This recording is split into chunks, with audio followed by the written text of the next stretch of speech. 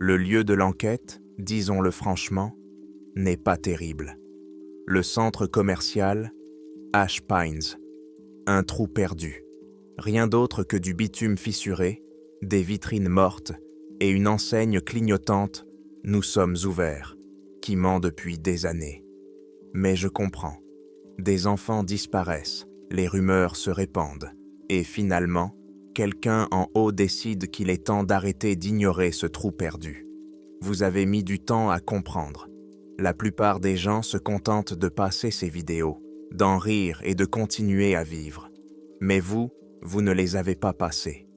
Bon, d'accord. J'avais des doutes à propos de tout ça. Je n'ai jamais aimé parler aux flics, aux détectives, ou peu importe comment on vous appelle. Mais des gens se blessent, et c'est lié à cet endroit. Je me fiche de ce qu'on appelle ça sur Internet.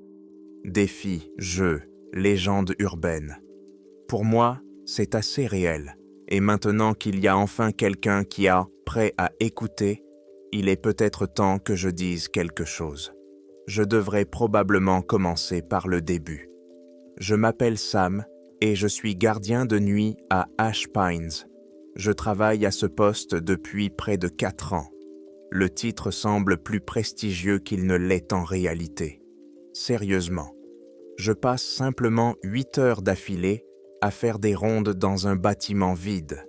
Je veille à ce que personne ne casse quoi que ce soit et ne se tue dans les cages d'escalier. C'est tout mon travail. Je n'ai pas grandi en pensant que je me retrouverais ici. Avant, j'étais conducteur de chariot élévateur près de Weller Creek, quand la scierie fonctionnait encore. J'ai été licencié quand ils ont réduit les effectifs. Et après ça, j'ai survécu grâce à des petits boulots. Emballer des cartons, décharger des camions. Tu sais, c'est un travail pénible, mais sans grande perspective. Et puis un jour, j'ai vu une annonce sur Internet. On recherchait un gardien de nuit. Aucune expérience requise. C'est tout. Pas de joli logo d'entreprise, juste un numéro de téléphone et une adresse qui semblait ne pas avoir été mise à jour depuis le début des années 2000. J'ai pensé que c'était une arnaque ou un travail sans avenir, mais je n'avais pas de meilleure option. Je m'y suis donc rendu et j'ai frappé à la porte latérale, comme indiqué dans l'annonce. Un homme du nom de Carl Lemian m'a ouvert. Il était alors responsable de la sécurité. Un homme âgé. On aurait dit qu'il faisait ce travail depuis les années 80. Il a à peine jeté un œil à mon CV. Il m'a simplement demandé si j'avais une voiture fiable et si je pouvais rester éveillé après minuit. J'ai répondu « Bien sûr ». Il m'a donné un trousseau de clés et m'a indiqué la salle de repos. Et c'est tout. En gros, je travaille ici de nuit depuis avril. Je n'avais pas prévu d'en faire mon travail à plein temps. Je l'ai accepté pour payer mes factures pendant que les prix augmentaient. Les produits alimentaires, l'essence, tu sais bien, tout a augmenté cette année. Mes 2 enfants m'ont déjà rappelé que Noël approchait, et je ne voulais pas être ce genre de père qui hausse simplement les épaules quand il demande des vélos. J'ai donc accepté ce poste. Les nuits sont un peu mieux payées. Personne d'autre ne voulait les prendre, et à ce moment-là, cela semblait raisonnable. Le centre commercial est aujourd'hui en grande partie désert, et ce depuis de nombreuses années. La plupart des bons magasins ont fermé leurs portes en 2017, et ceux qui sont restés n'ont, pour une raison quelconque, pas compris le message. Dans l'aile Est, il y a encore un magasin d'électronique. Personne ne sait comment il fonctionne. Même le type qui y travaille ne semble pas en être sûr. La zone de restauration est à moitié fermée, et le snack chinois ne prépare des plats que si vous appelez à l'avance. L'escalator tombe en panne au moins 2 fois par semaine, et personne ne se donne la peine de le réparer tant que quelqu'un ne se plaint pas. Et pourtant, les lumières s'allument tous les soirs. Quelqu'un doit bien parcourir les couloirs. Ce quelqu'un, c'est moi. Je travaille presque tout le temps seul. Jerry s'occupe de l'équipe de jour, mais il part avant le coucher du soleil et ne pose pas de questions inutiles. Ça me convient. Mon seul véritable partenaire au travail est Benny. C'est un chien bâtard de 6 ans qui a un bon flair, remue la queue et fait preuve de plus de bon sens que la plupart de mes connaissances. Il m'accompagne à chaque ronde, la queue en l'air, les oreilles redressées, toujours concentré. Je lui ai acheté un petit gilet de chien policier sur Internet pour plaisanter, mais il le porte comme s'il faisait partie de son uniforme. Les gens le voient et sourient, mais j'ai appris à faire attention quand il cesse de sourire. Il prend son travail au sérieux, même quand moi je ne le fais pas. J'ai vu pour la première fois des enfants jouer aux jeux du centre commercial en juillet. C'était les vacances d'été. Ils s'ennuyaient. La plupart d'entre eux n'habitaient même pas dans le quartier. Ils venaient par groupes de 3 ou 4, généralement avec leurs téléphones allumés, et l'un d'eux commentait ce qui se passait avec cette voix fausse et effrayante qu'on utilise sur Internet. Je les ai filmés alors qu'ils se faufilaient bas par la porte de service, qui n'était jamais verrouillée. Au début, j'ai pensé qu'ils tournaient simplement l'une de ces vidéos de centres commerciaux abandonnés. Rien de spécial. Mais ensuite, ils ont commencé à revenir. Des enfants différents, mais le même comportement. Ils se déplaçaient dans les mêmes directions, touchaient les mêmes portes, s'asseyaient sur les mêmes chaises dans la même cabine du food court. Ils ne faisaient pas que explorer, ils suivaient dans des instructions. Je ne l'ai pas compris tout de suite, mais tout semblait trop coordonné pour être une coïncidence. Au bout de quelques semaines, j'ai arrêté l'un d'entre eux et lui ai demandé ce qu'il faisait. Il avait peut-être 16 ans, sweatshirt, lampe de poche, baskets qui brillaient quand il marchait. Il était très nerveux mais poli.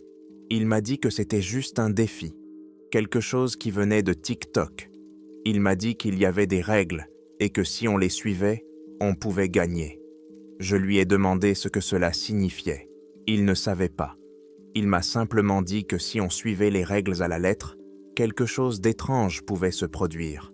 Je lui ai demandé quelles étaient ces règles. Il m'en a énuméré quelques-unes de mémoire, puis m'a montré la liste complète sur son téléphone. C'est là que j'ai compris qu'il ne s'agissait pas d'une simple blague. Il y en avait beaucoup. Elles étaient numérotées et reprises par des dizaines de comptes sur le réseau. Certaines règles étaient identiques, d'autres non, mais la plupart étaient les mêmes. J'ai donc commencé à les noter. Bon, alors, règle numéro 1, elle s'appelle la promenade. C'est par là que tout commence. Les enfants, je veux dire. Toutes les versions du jeu que j'ai rencontrées commencent par cette étape. Ils arrivent un peu avant 1h du matin et attendent devant l'une des entrées principales. Ça peut être l'aile est, l'aile ouest ou l'entrée côté food court. Peu importe laquelle, l'essentiel est que ce soit l'une des 3 portes principales. Les passages secrets, les couloirs réservés au personnel ou les sorties de latérales ne comptent pas. Tout le monde dit la même chose. Ça doit être l'entrée principale et il doit être exactement 1h du matin. Le moment semble très important pour eux. Je les ai entendus dire que c'est à ce moment-là que le centre commercial bascule, même si personne n'a vraiment expliqué ce que cela signifie. Certains répètent simplement cela comme une règle, comme quelque chose qu'ils ont lu sur Internet, mais sans le remettre en question. J'ai consulté les journaux du système de sécurité. Parfois, vers cette heure-là, les caméras ont des ratés, les lumières clignotent ou les systèmes redémarrent sans avertissement. Cela ne se produit pas toutes les nuits, mais suffisamment souvent pour que je commence à y prêter attention. Selon les enfants, la promenade est un test de concentration. L'objectif est de se rendre de l'entrée directement à la fontaine centrale. Pas d'arrêt, pas de détour et pas de regard vers les vitrines des magasins. Cette dernière partie est la règle principale. On peut cligner des yeux, bouger légèrement les yeux, mais on ne peut pas tourner la tête ni regarder les vitrines en chemin. Si on le fait, on est éliminé. On a échoué à la zone promenade. Ils se comportent comme s'il s'agissait d'un jeu de discipline, d'un moyen de prouver quelque chose, qu'ils sont capables de suivre des instructions. Certains considèrent donc cela comme un défi qu'ils peuvent ne poster sur les réseaux sociaux. Certains se jugent, même les uns les autres, en fonction de leur capacité à rester concentrés ou de la distance qu'ils ont parcourue avant de se planter.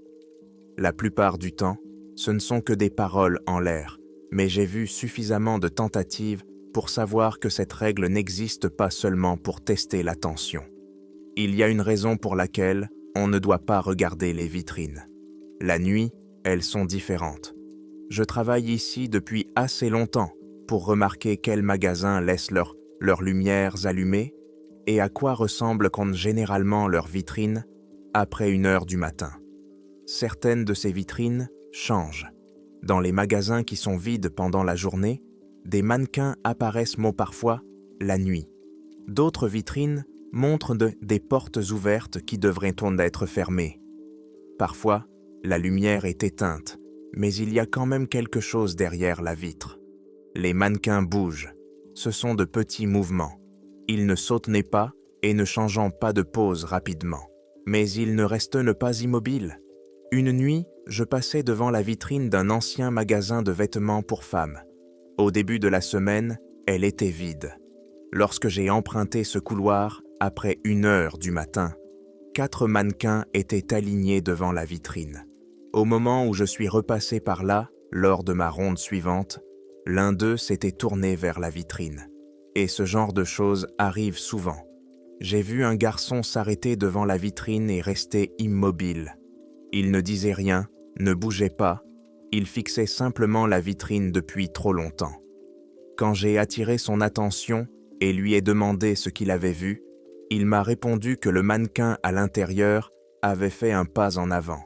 J'ai ensuite vérifié les enregistrements des caméras. L'image était figée, à ce moment précis. Rien n'avait été enregistré. Une autre nuit, j'ai éloigné 2 enfants de la vitrine d'une ancienne bijouterie. Ils se tenaient trop près. L'un d'eux tenait son téléphone et filmait. J'ai vu ce qu'il y avait derrière la vitrine. Le mannequin était collé contre elle, la paume à plat sur la surface, comme s'il était en train de faire un pas quand ils se sont arrêtés pour regarder. La veille, il n'y avait rien dans cette vitrine. Parfois, Benny les remarque avant moi. Il s'arrête et se tait. Il ne grogne pas, n'aboie pas. Il se fige simplement, la queue tendue, les yeux rivés sur quelque chose que je ne vois pas de là où je me trouve. En général, c'est l'une de ces vitrines. Je ne pose pas de questions.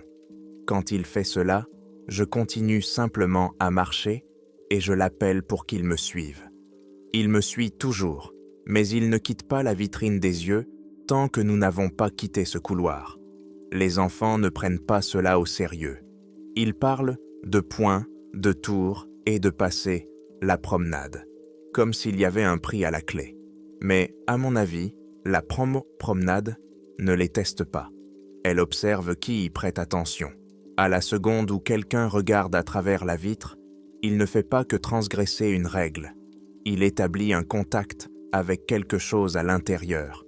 Si vous arrivez à la fontaine sans regarder par les fenêtres, le jeu vous dit que vous avez réussi. Vous êtes autorisé à passer à la partie suivante. Si vous échouez, vous devez immédiatement quitter le centre commercial et réessayer une autre nuit. La plupart des enfants ne prennent pas cela au sérieux. Ils font les idiots, s'ennuient et s'en vont. Mais j'en ai vu quelques-uns qui ne l'ont pas fait. Un garçon a disparu des caméras après avoir échoué à la promenade.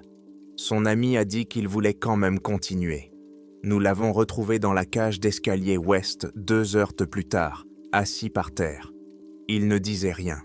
Il n'a pas réagi lorsque les médecins sont arrivés. Il n'a même pas cligné des yeux avant d'être emmené. Un autre garçon s'est retrouvé à 10 miles d'ici, errant pieds nus dans une station-service à l'aube. Il ne pouvait pas expliquer comment il était arrivé là. Il a dit à l'officier qu'il avait pris un mauvais tournant quelque part derrière la fontaine. Or, cette partie du centre commercial n'a pas de sortie arrière. C'est donc la règle numéro 1. Aller de l'entrée à la fontaine à minuit pile. Ne pas s'arrêter, ne pas parler et ne pas regarder par les fenêtres. Règle numéro 2. La règle numéro 2 s'appelle l'épreuve de l'écho. Cette étape intervient immédiatement après que les enfants ont terminé la première règle. S'ils parviennent à la fontaine centrale sans avoir enfreint les conditions, le jeu leur ordonne de se diriger vers l'aile sud. Ce couloir se trouve au fond du centre commercial, après l'ancienne animalerie et la pharmacie fermée qui vendait des vitamines. Il mène à un monte-charge dans la partie qui était autrefois le couloir principal pour les employés, lorsque le personnel était au complet. Dès que le joueur atteint le milieu de ce couloir, il doit applaudir une fois, une seule fois. Les enfants considèrent cela comme un signal pour passer au niveau suivant. Certains disent que cela réveille le centre commercial pour la prochaine étape. D'autres disent que cela déclenche la prochaine épreuve. Il n'y a pas d'explication réelle.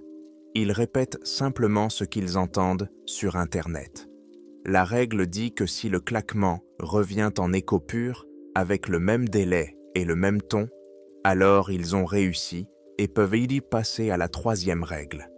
Si l'écho est trop long ou revient avec un son différent, ils doivent s'arrêter immédiatement et quitter le centre commercial avant 22 heures. Cette partie est souvent ignorée. Le problème, c'est que l'aile sud réagit au bruit la nuit. Je ne sais pas pourquoi, et je n'ai jamais vu personne là-bas en dehors des heures de travail. Mais j'ai entendu quelque chose bouger dans cette aile, comme si des objets lourds traînaient sur le sol. Je l'entends parfois pendant mes rondes. Ce n'est pas toutes les nuits, mais quand cela se produit, c'est toujours à la même heure, entre 0h04 et 0h12. Benny refuse de s'approcher de ce couloir, quelle que soit l'heure. Il m'accompagne partout dans ce centre commercial, sauf là-bas. L'aile sud, elle est plus ancienne que le reste du bâtiment. Lorsque le centre commercial a été conçu, ce couloir devait être relié à une deuxième extension qui n'a jamais vu le jour. La construction a commencé au début des années 2000, mais un incendie s'est déclaré pendant les travaux de finition. Les médias n'en ont pas beaucoup parlé, mais plusieurs ouvriers qui travaillaient de nuit ont perdu la vie. La version officielle a imputé la responsabilité à un câblage défectueux et le nettoyage a commencé immédiatement. Après cela, les travaux ont repris pendant un certain temps, mais le projet a rapidement été abandonné. Officieusement, le gros problème réside dans les portes des coulisses de cette zone. Le centre commercial comporte plusieurs couloirs de service qui passent derrière les vitrines. La plupart d'entre eux sont verrouillés, mais ceux de l'aile sud s'ouvrent tout seuls. Je les ai trouvés entr'ouverts pendant la nuit, alors que j'étais sûr de les avoir vérifiés auparavant. Et quand cela se produit, c'est toujours au même moment, juste après qu'un groupe d'adolescents ait essayé de jouer au jeu. Et cela nous amène à l'affaire dont vous m'avez parlé tout à l'heure. Le garçon qui a été retrouvé dans le réservoir d'eau sur le toit. Oui, c'était Caleb Meyer, 14 ans. Il était venu avec son frère aîné et 2 amis le 19 août. À ce moment-là, j'étais loin des entrées, mais je les ai tous vus plus tard sur les enregistrements des caméras, avant de remettre les bandes à la police. Ils sont entrés par les portes du food court à minuit 56. Caleb portait un sweatshirt rouge et son frère avait un sac à dos. Ils se sont arrêtés près de la fontaine, comme le demandait le jeu. Il était environ 1h03 du matin lorsqu'ils sont arrivés. Ils ont discuté un moment, puis Caleb et son frère se sont dirigés vers l'aile sud. Les 2 autres sont restés. Ce n'est pas rare. Parfois, les enfants se séparent lorsqu'ils veulent me filmer différentes parties du défi. Les caméras ont enregistré leur entrée dans le couloir à 1h06 du matin. À 1h08, l'enregistrement montre que seul le frère revient. Il a fait demi-tour, a reculé de quelques pas, a dit quelque chose hors du champ de la caméra, puis est revenu seul. Il a rejoint les autres et ils ont tous quitté le centre commercial vers 11h. La disparition de Caleb n'a été signalée que le lendemain matin, lorsqu'il n'est pas rentré à la maison. Lorsque les policiers ont interrogé le frère, il a déclaré qu'ils avaient dit tous deux frappé dans leurs mains, comme le veut la règle. Son écho était revenu immédiatement, mais pas celui de Caleb. Le frère l'a décrit comme lent et irrégulier. Il a déclaré que le son semblait provenir d'une pièce qui n'aurait pas dû être là. Il a dit à Caleb qu'il devait rentrer, mais Caleb a répondu qu'il voulait vérifier quelque chose rapidement. Il s'est enfoncé dans le couloir et son frère l'a laissé là. 9 jours plus tard, les ouvriers ont prêté attention aux plaintes des commerçants concernant l'eau du robinet. Lorsqu'ils ont inspecté le réservoir sur le toit, ils ont trouvé Caleb mort à l'intérieur. La trappe du réservoir était fermée. Le personnel a dû couper le cadenas pour l'ouvrir. L'échelle à l'intérieur du réservoir n'était pas sortie et la porte menant au toit ne présentait aucune trace d'effraction. Il n'avait aucun os cassé et ne présentait aucun signe de lutte. Mais il avait une plaie ouverte au ventre que le médecin légiste n'a pas pu expliquer. Et son foie avait disparu. Ses vêtements étaient bien dépliés à côté du réservoir, comme s'il les avait rangés soigneusement, sans se presser. Ses chaussures et ses chaussettes étaient alignées à côté de la pile, bien rangées, et non jetées n'importe comment. Son téléphone et son portefeuille n'ont jamais été retrouvés. Tout ce que je peux te dire, c'est que dans le couloir où il est allé, il y a une porte de service qui mène au tunnel technique. Cette nuit-là, elle a été trouvée ouverte. Je l'ai vue moi-même. J'ai utilisé ma clé pour la refermer. Je pense que Caleb a commis une erreur en entendant un écho erroné et en restant. Quoi qu'il en soit, ce qui lui a répondu n'aurait pas dû le faire. C'est tout ce que je sais de la deuxième règle dans ce cas particulier, inspecteur. Mais il y a 2 autres règles que vous devriez connaître. La règle numéro 3 s'appelle le trajet en ascenseur. À ce stade, tout va généralement de travers. Si l'enfant passe les 2 premières étapes, la promenade et l'écho, l'étape suivante consiste à se rendre à l'ascenseur central, pas à l'ascenseur de service à l'arrière, ni à celui près de la zone de restauration. Il doit s'agir précisément de l'ascenseur principal situé au centre du centre commercial, juste à côté de la fontaine. Il est vieux, le panneau et les plaques sont rayés, l'éclairage au-dessus est faible et les indicateurs d'étage ne s'allument parfois pas du tout. Mais il fonctionne. Les techniciens le vérifient 1 fois par mois et je l'ai pris des centaines de fois. Il dessert généralement 3 endroits. Le rez-de-chaussée, le premier étage et le parking souterrain. Ce niveau souterrain est désigné par C1, c'est-à-dire Parking 1. C'est le seul niveau souterrain que doit avoir un centre commercial, du moins officiellement. Selon les enfants qui jouent à ce jeu, l'ascenseur se comporte tout à fait différemment après 1 heure du matin, mais seulement si les 2 premières étapes sont suivies à la lettre. Si vous vous trompez quelque part, il fonctionne comme d'habitude. Mais si vous faites tout correctement, ils disent mais que le bouton clignote lorsque vous appuyez sur C1. Parfois, le bouton clignote 2 fois. Parfois, il s'allume, puis s'éteint, puis s'allume à nouveau. Ils appellent cela un Kia signal, la confirmation que le jeu continue. Le but est de descendre avec l'ascenseur jusqu'au parking. On dit que le trajet prend plus de temps qu'il ne le devrait. La distance entre le rez-de-chaussée et le C1 n'est que d'un étage, soit 10 ou 15 secondes. Mais les enfants racontent qu'ils restent à l'intérieur pendant 1 minute entière. Certains disent que cela leur semble encore plus long. Certains se sont filmés pendant qu'ils attendaient à l'intérieur, simplement pour prouver combien de temps cela prend. Il n'y a pas de musique dans l'ascenseur, seulement un bourdonnement mécanique. Ils filment généralement leur visage en plongée, à travers le miroir dans le coin du plafond, afin de capturer leurs propres expressions. J'ai vu ces vidéos, la plupart sont supprimées ou interdites. Celles qui restent montrent simplement comment ils attendent. L'enregistrement s'arrête généralement lorsque les portes s'ouvrent. Ils s'attendent à voir quelque chose d'effrayant, comme un parking sinistre, une lumière clignotante, peut-être quelque chose au loin, dans l'obscurité. C'est ce qu'ils espèrent, quelque chose d'excitant, qui leur donnera un bon clip avec une réaction. Mais ce n'est pas le but de cette étape. Lorsque l'ascenseur arrive en bas, ce n'est pas toujours C1. J'ai pris cet ascenseur pendant la journée. Je l'ai pris pour vérifier des plaintes, tester le panneau ou transporter des marchandises dans le garage du rez-de-chaussée. En temps normal, le panneau n'affiche que les options G2, G2 et C1. C'est tout. Pas de surprise, rien d'étrange. Mais après 1h du matin, et seulement certaines nuits, de nouveaux boutons apparaissent. Je les ai vus de mes propres yeux.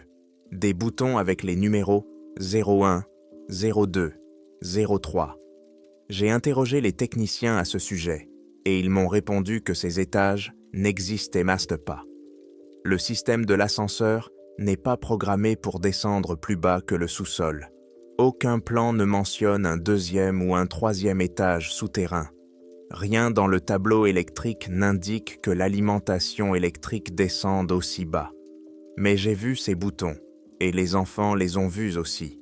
Les histoires varient selon les personnes à qui vous posez la question. Certains disent qu'appuyer sur 01 vous emmène dans la partie ancienne et oubliée du centre commercial, qui a été comblé lors de la rénovation des fondations. D'autres disent qu'appuyer sur 02 ou 03 mène à quelque chose de pire. Certains écrivent sur Internet que c'est la partie où l'on se retrouve en enfer, mais la plupart appellent simplement cela la prochaine étape du défi. Je n'ai jamais appuyé sur ces boutons, et je ne le ferai pas, mais j'ai parlé à des gens qui l'ont fait, du moins à ceux qui sont revenus. 2 adolescents que j'ai arrêtés un matin m'ont dit qu'ils étaient arrivés au niveau 01. Ils ont dit que l'ascenseur s'était ouvert sur un couloir avec du papier peint jaune et de l'eau jusqu'aux chevilles. Ils ne sont pas allés loin. L'un d'eux a dit qu'il avait l'impression que quelque chose d'horrible se trouvait juste au coin. Une impression qu'il ne pouvait pas expliquer et qui les a finalement poussés à retourner dans l'eau vers l'ascenseur encore ouvert. J'ai entendu des rapports, des déclarations concernant des enfants disparus. Je pense que c'est à cause de la 3e règle que la plupart d'entre eux disparaissent ou sont portés disparus. Ils entrent dans cet ascenseur, appuient sur le bouton et les portes s'ouvrent sur quelque chose auquel ils n'étaient pas préparés. Après cela, il n'y a plus d'enregistrement des caméras. L'ascenseur revient vide, parfois avec un peu de retard. Le panneau de boutons est à nouveau normal. Quand je le vérifie, je dois appeler plusieurs couples de parents. J'ai regardé les enregistrements. Il n'y a pas de lutte, pas de signe de panique. L'alarme ne se déclenche pas. Ils descendent simplement. Les portes s'ouvrent. Et c'est tout. Ils ont disparu. Je ne sais pas s'ils les emmènent en enfer. Je ne sais pas si je crois à tout ça. Mais je pense qu'ils les emmènent là où ils n'auraient pas dû aller. Quelque part, sous le centre commercial, dans un endroit qui n'est pas indiqué sur les cartes, qui n'est pas construit et qui n'est desservi par aucun des employés qui travaillent d'ici. Je pense que ces étages supplémentaires font partie du même système. Les pièces à l'arrière sont reliées à celles qui s'ouvrent lorsque l'aile sud est active. Quoi qu'il y ait en bas, ce n'est pas vide. Il y a une autre règle, la règle numéro 4. Je l'appelle « Suivez le chien ». Et c'est la seule règle qui peut vraiment sauver quelqu'un. Avant de vous l'expliquer, je dois être franc avec vous, car vous êtes détective et vous avez demandé la vérité. Il y a quelque chose à l'intérieur de ce centre commercial. Cela vit dans les arrière-boutiques, les tunnels de service, les couloirs murés et les niveaux souterrains non indiqués sur les plans, qui ne devraient pas exister. C'est la raison pour laquelle les vitrines changent.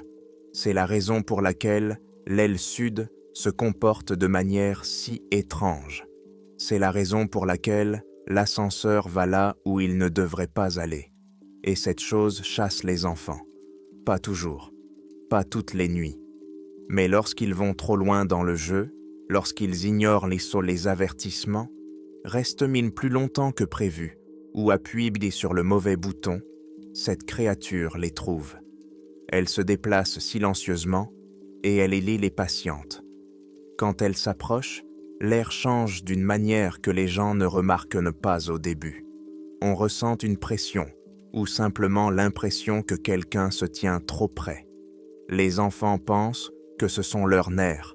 Ce n'est pas le cas. Les rapports d'autopsie ne sont jamais rendus publics. Mais j'ai vu les rapports sur les 2 enfants disparus dont tu as parlé. Ils avaient tous 2 un point commun. Des blessures nettes à l'abdomen et le foie manquant. Aucune trace de lutte. Aucune blessure caractéristique d'une chute ou d'un coup. Seulement ce détail. Est-ce que je pense que le monstre mange les enfants? Pas vraiment. Mais il les chasse, et il mange certaines parties du corps. Il laisse le reste. Est-ce que cela correspond à ce que j'ai vu dans les couloirs? Pas directement. Je n'ai jamais vu la créature dans son intégralité. Je ne sais pas à quoi elle ressemble vraiment, mais Benny le sait. On ne lui a pas appris, et je ne l'ai jamais formé spécialement. Mais il est avec moi depuis assez longtemps pour reconnaître quand cette chose est là. Il l'entend avant moi. Il la sent quand elle se faufile entre les murs en construction ou se déplace dans les couloirs de service fermés. Chaque fois que cette créature s'approche de quelqu'un, assez près pour qu'un enfant fasse une bêtise, par exemple, entrer dans la mauvaise pièce, Benny, c'est le premier à arriver. Il s'interpose entre eux et ce qui se trouve derrière eux. Les enfants pensent qu'il fait partie du jeu.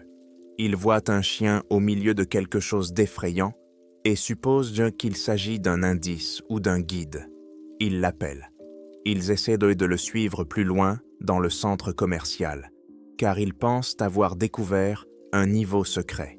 Il n'y a rien d'extraordinaire à cela. Benny les suit car le monstre est très proche. En décembre dernier, 3 garçons se sont faufilés par la porte de service derrière le gymnase. Ils faisaient du bruit, sans aucune crainte. L'un d'eux diffusait en direct, expliquant au chat qu'il allait appliquer la règle numéro 3. Je les ai observés à travers les caméras, alors qu'ils coupaient à travers le couloir. Je me suis dirigé vers eux, mais Benny a été plus rapide.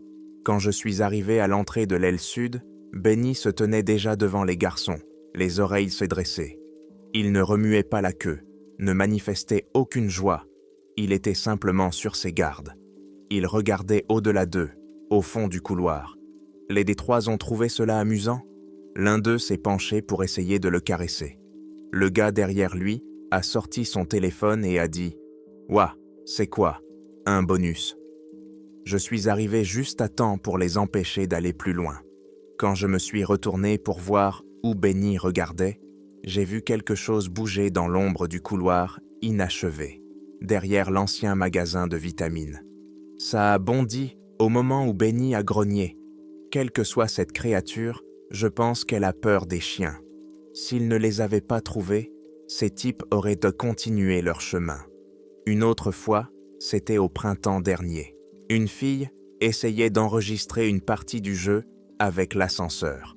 Nous étions dans l'ascenseur avec elle quand elle a rapidement appuyé sur C1 et les portes se sont ouvertes au mauvais étage.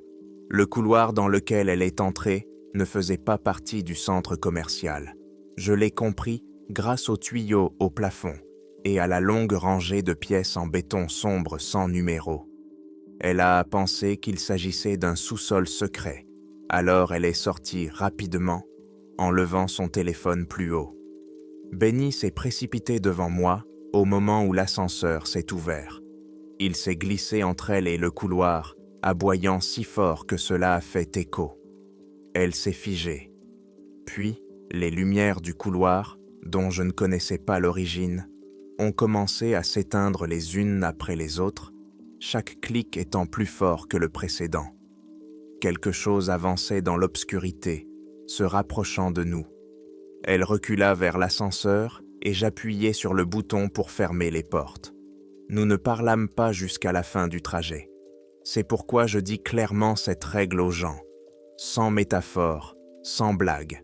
Si le chien vous trouve, la partie est terminée. Suivez-le jusqu'à la sortie, où vous ne sortirez pas du tout. Les enfants ne comprennent pas comment fonctionne le centre commercial. Quand quelqu'un va trop loin dans le jeu, ils pensent que les lumières clignotantes et les couloirs changeants font partie du scénario pour leur faire peur. Ils ne comprennent pas que le centre commercial aide ceux-là à se déplacer. Ils ne remarquent ni pas quand il les entraîne comme dans un entonnoir vers les deux endroits où ils ne doivent jamais aller. L'aile sud et les niveaux souterrains non indiqués. L'aile sud est reliée aux pièces du fond, et c'est dans ces pièces que vit cette créature. On y trouve des couloirs à moitié terminés. Les portes coupe-feu scellées s'ouvrent toutes seules. Un incendie s'y est déclaré il y a de nombreuses années. On l'a attribué à un problème d'électricité, mais les corps des ouvriers ont été retrouvés dans des positions qui ne correspondaient pas à une intoxication par la fumée. Les gens disent que l'agrandissement a été arrêté à cause de cela. On dit que les plans ont été détruits intentionnellement et que personne n'en parle plus. Quant au sous-sol, l'ascenseur ne devrait pas y descendre.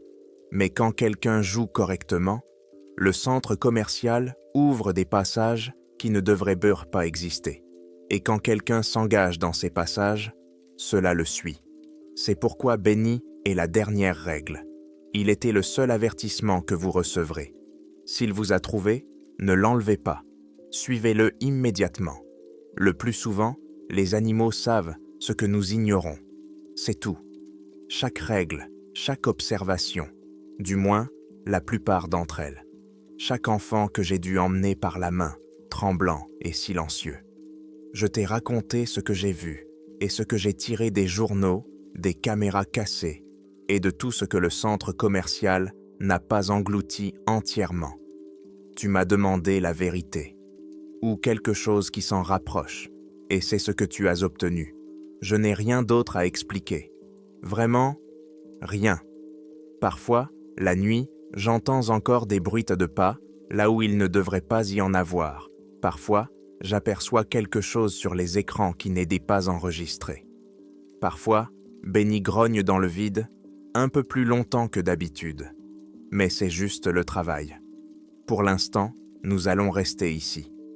Benny et moi, même uniforme, même cycle, même ascenseur qui pense toujours qu'il y a un étage sous le parking. Quelqu'un doit empêcher les enfants d'appuyer sur le mauvais bouton. Je ne sais pas ce qu'il adviendra de cet endroit. Va-t-il être démoli? Il semble que ce soit possible, étant donné que vous, les détectives, avez commencé à fouiner ici. Mais non, je connais le maire du comté. Il soutiendra le fonctionnement de ce banc, même si cela lui coûte quelques enfants. C'est ainsi qu'il raisonne. Il se persuade probablement que tout cela n'est pas réel et que toutes ces disparitions ne sont pas liées. Benny et moi devons simplement continuer à faire notre travail, en sauvant autant de personnes que possible. Quant à toi, tu as un badge, tu as un dossier rempli de déclarations de disparition. Tu as assez d'éléments pour ouvrir une enquête, la faire remonter la chaîne hiérarchique, peut-être même obtenir un rendez-vous. Qui sait? Mais soyons honnêtes, tu as vu les mêmes dossiers que moi, tu as lu les témoignages, tu sais qu'il n'y a personne à qui tu pourrais transmettre cela et qui croirait quoi que ce soit. Alors voilà ce que je vais te dire. Tu n'es pas obligé de croire à tout ça. Tu n'es pas obligé de tout noter mot pour mot. Mais la prochaine fois que quelqu'un t'apportera un dossier qui mène à cet endroit, et ils le feront, je veux que tu te souviennes de ce que je t'ai dit. Si jamais tu reviens ici après la tombée de la nuit, pour quelque raison que ce soit, prends une lampe de poche. Reste loin de l'aile sud et ne monte pas dans cet ascenseur s'il est déjà ouvert.